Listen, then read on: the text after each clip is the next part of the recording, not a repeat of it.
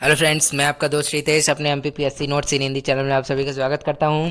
तो फ्रेंड्स, आज हम नए टॉपिक पर वीडियो लेकर आए हैं जिसका टॉपिक है मध्य प्रदेश के इतिहास की महत्वपूर्ण घटनाएं। मध्य प्रदेश में इतिहास में कौन कौन सी महत्वपूर्ण घटनाएं घटित हुई थी जो कि एमपीपीएससी में पूछी जा सकती हैं, उनसे रिलेटेड जो एमपीपीएससी प्री के एग्जाम में क्वेश्चन बनते हैं, तो उन सभी को इस वीडियो में हमने डिस्कस किया है सारे पॉइंट्स को।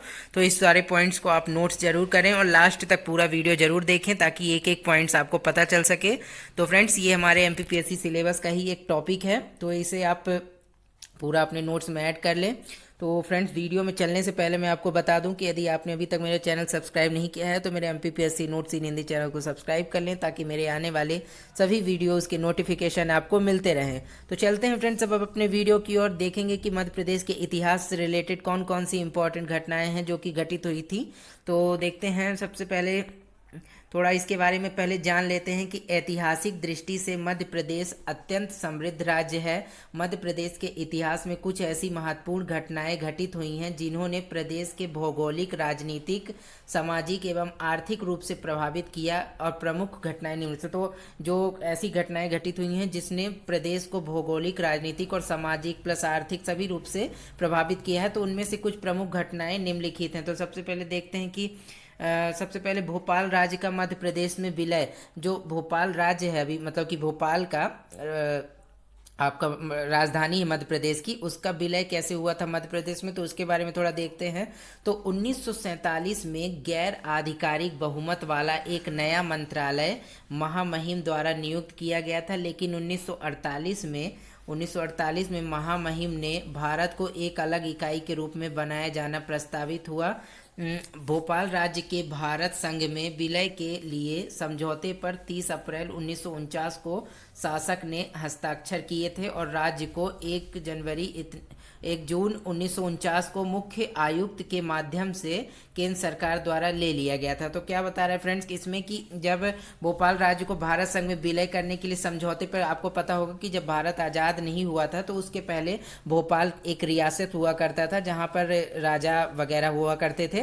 तो वहाँ पे जब भारत आज़ाद हो गया, तो भारत के आज़ाद होने के बाद भोपाल राज्य का भारत संघ में विलय कब हुआ, तो 30 अप्रैल 1949 को यहाँ के भोपाल के जो शासक हुआ करते थे उन्होंने विलय पत्र पर हस्ताक्षर कर दिए थे भारत के, ठीक है, भारत के साथ।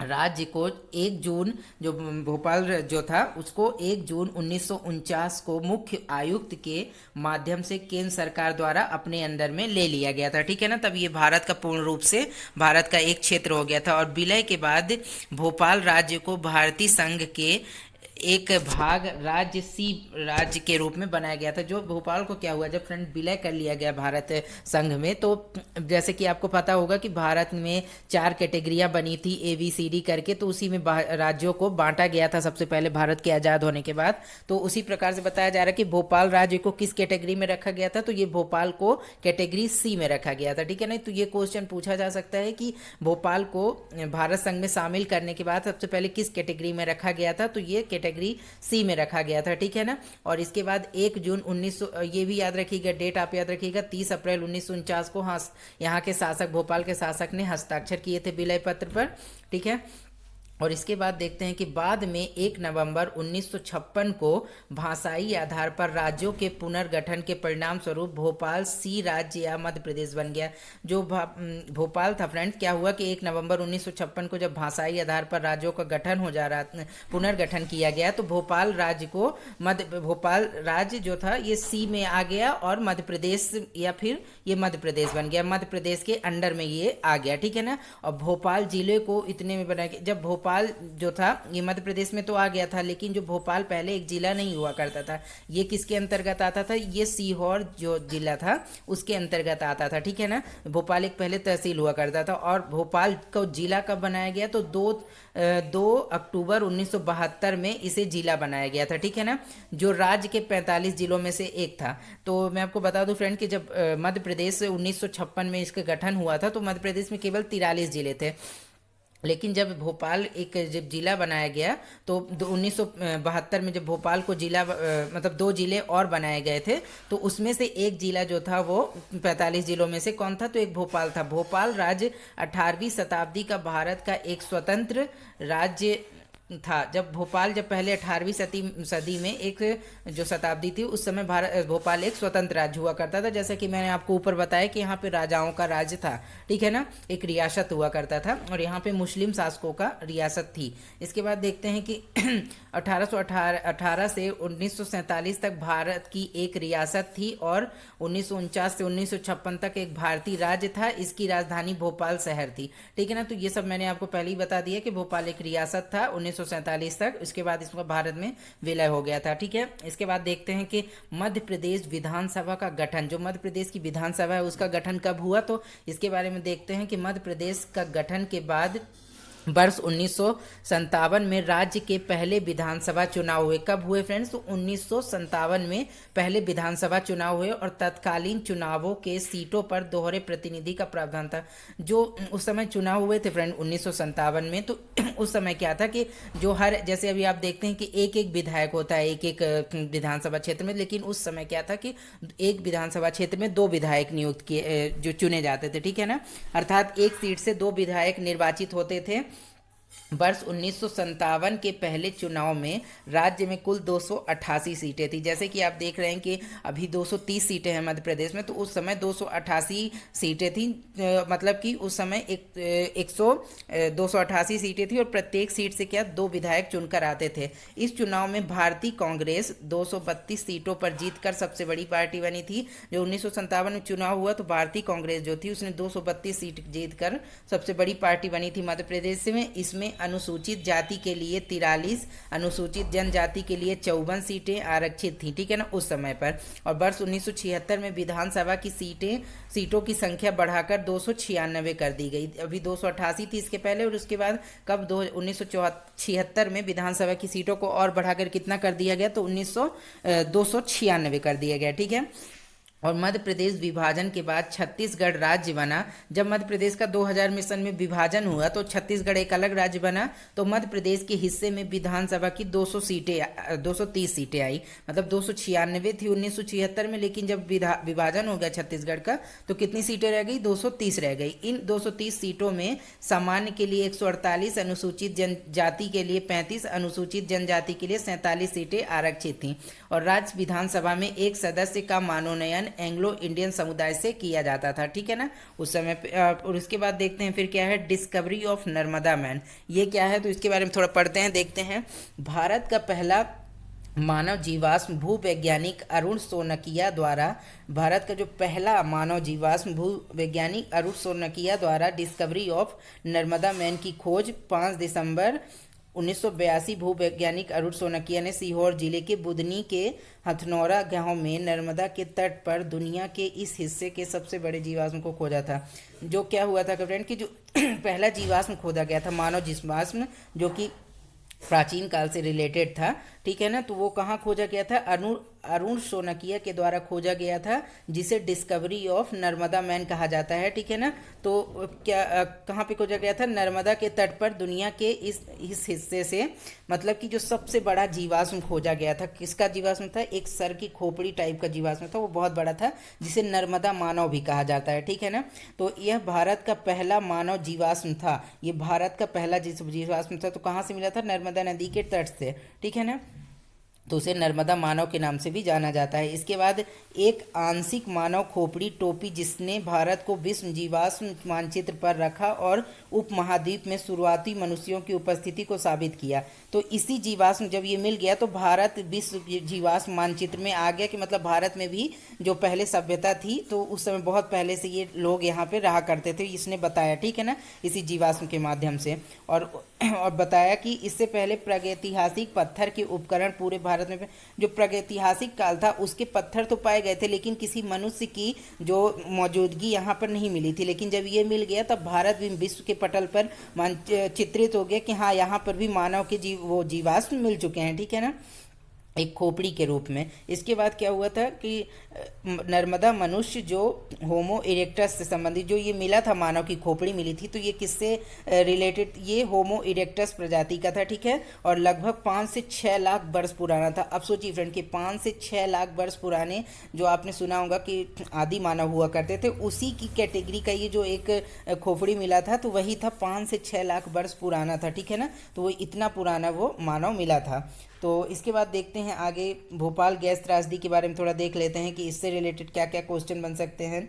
तो भोपाल गैस त्रासदी मानव इतिहास की सबसे भयानक औद्योगिक त्रासदी में से एक भोपाल गैस त्रासदी है, जो 2-3 दिसंबर 1984 की रात, मतलब ये रात को हुआ था, इसलिए 2-3 दिसंबर की मतलब कि 12 से 11:30 समथिंग 2 दिसंबर की, और रात्रि को 3 दिसंबर के बीच ये लीक हो गया था। तो इसी डेट को 1984 में आप ध्यान रखिएगा, मध्य प्रदेश का भोपाल जो है दुनिया की भीषणतम औद्योगिक त्रासदी की चपेट में था। यूनियन कार्बाइड कॉरपोरेशन की सहायक company union carbide India limited के स्वामित्व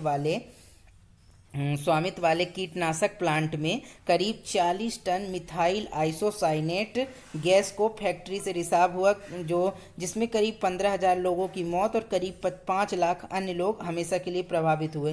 क्या हुआ फ्रेंड कि जो कार्बाइड की जो फैक्ट्री थी भोपाल में, यूनियन कार्बाइड इंडिया लिमिटेड की स्वामित्व वाली, तो वहाँ से एक गैस का रिसाव हुआ जिसका क्या नाम था, मिसाइल आइसोसाइनेट, जिसके कारण भोपाल गैस त्रासदी विश्व के पटल पर ये बहुत भी बड़ी त्रासदी मानी गई, और जिससे करीब 15,000 लोगों की मौत हो गई थी इस गैस के रिसाव के कारण। इतनी खतरनाक इसकी स्मेल थी जिससे लोगों का मौत हो गई थी 15,000 की, और 5 लाख जो लोग थे हमेशा के लिए प्रभावित हुए, मतलब उनके कुछ अंग प्रभावित हुए। आज तक भी उसके प्रभाव आपको भोपाल में जाएंगे तो वहाँ पे कुछ लोगों जो उस इलाके के थे उनको में देख जाएंगे, उनके जो आगे की पीढ़ी है तो उनमें कुछ ना कुछ प्रभाव दिख जाते हैं इसके, ठीक है ना। इसके बाद देखते हैं, आप इसके लिए डेट याद रखिएगा कि किस तारीख को हुआ था भोपाल में, तो 2-3 दिसंबर 1984, और फिर जो कौन सी गैस थी, तो मिसाइल आइसोसाइनेट थी, ठीक है। अब देखते हैं मध्य प्रदेश में झंडा सत्याग्रह आंदोलन। मध्य प्रदेश में झंडा सत्याग्रह आंदोलन के बारे में देख लेते हैं। तो राष्ट्र ध्वज किसी राष्ट्र की संप्रभुता, अस्मिता और गौरव का प्रतीक होता है। भारतीय स्वतंत्रता आंदोलन के हितों में चरखे युक्त तिरंगे झंडे को यह गौरव प्राप्त था। इस तिरंगे को सरकारी कार्यालयों में फहराकर स्वतंत्रता आंदोलन को बिगुल जबलपुर में 1923 में बजाया गया। जो झंडा सत्याग्रह आंदोलन क्या था जो मध्य प्रदेश में हुआ था फ्रेंड, तो वो कब हुआ था, 1923 में हुआ था, ठीक है ना। आप डेट याद रखिएगा कब हुआ था, तो 1923 में झंडा सत्याग्रह आंदोलन हुआ था और जबलपुर में हुआ था। और जबलपुर नगर पालिका में कांग्रेस को बहुमत था। उस समय कांग्रेस का जो बहुमत था 1923 में जबलपुर की नगर पालिका में। और उसके बाद क्या था कि असहयोग आंदोलन की तैयारी के परिप्रेक्ष्य में जबलपुर का दौरा कर रहे अजमल खां और कांग्रेसियों के सम्मान के लिए जबलपुर जिला कांग्रेस कमेटी ने जबलपुर टाउन हॉल में तिरंगा फहरा दिया। यह झंडा दमोह के एक युवा प्रेमचंद जैन उस्ताद ने फहराया, ठीक है ना। और पूरे भारत में यह पहला अवसर था जब कांग्रेसियों ने भवन पर झंडा फहराकर ब्रिटिश हुकूमत को चुनौती दी थी। मतलब ये पूरे भारत में पहला अवसर था जब कांग्रेसियों ने भवन पर झंडा फहराकर ब्रिटिश हुकूमत जो उस समय थी उसको चुनौती दे दी कि हाँ अब हम अपने भारत का झंडा यहाँ पर फहरा रहे हैं ब्रिटिशर्स का निकाल के, ठीक है ना। तो ये घटना कब हुई थी, तो 1923 मार्च में हुई थी, ये ध्यान रखिएगा डेट फ्रेंड्स।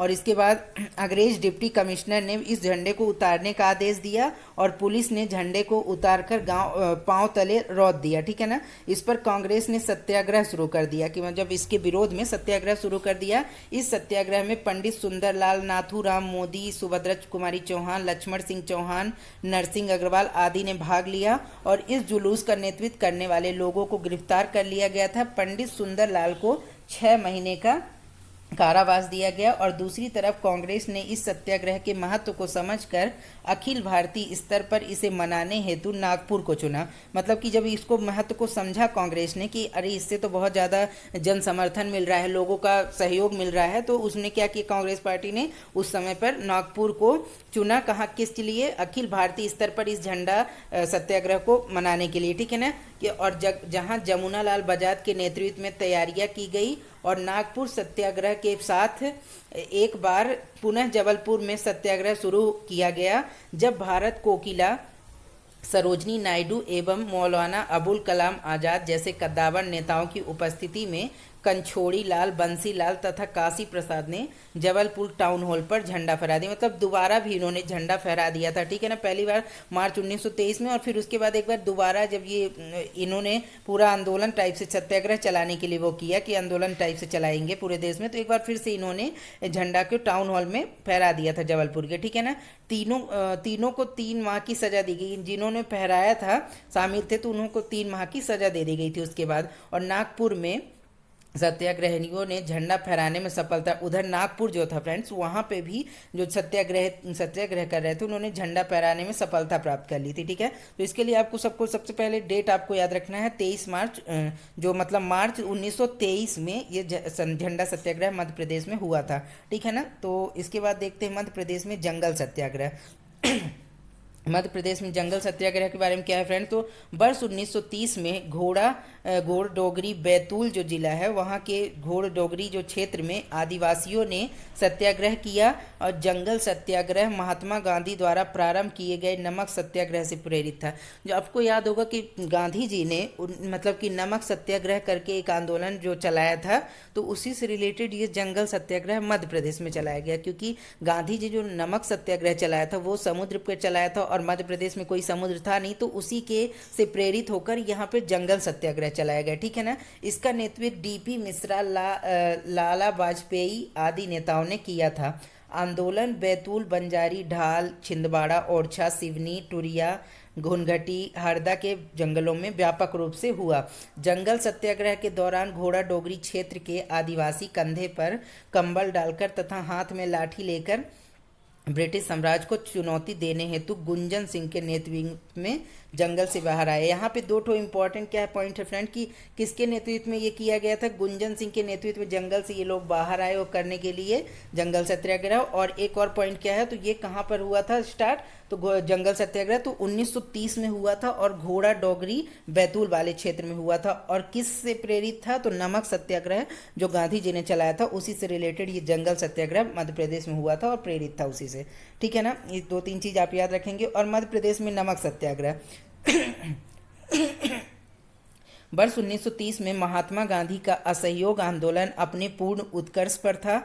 और जब मतलब महात्मा गांधी जी ने असहयोग आंदोलन चलाया था 1930 में, तो गांधी जी ने दांडी मार्च करके नमक सत्याग्रह के माध्यम से सरकार को चुनौती दी थी। और 6 अप्रैल 1930 को जबलपुर में सेठ गोविंद दास एवं पंडित द्वारिका प्रसाद मिश्र के नेतृत्व में नमक सत्याग्रह किया गया। किसके किसके नेतृत्व में फ्रेंड्स, तो ये मध्य प्रदेश में सेठ गोविंद दास एवं पंडित द्वारिका प्रसाद मिश्र के नेतृत्व में नमक सत्याग्रह किया गया। और कब किया गया, 6 अप्रैल 1930 को जबलपुर में। मध्य प्रदेश की जबलपुर, सिवनी के अतिरिक्त खंडवा, सीहोर, रायपुर आदि नगरों में भी नमक कानून तोड़ा गया, ठीक है ना।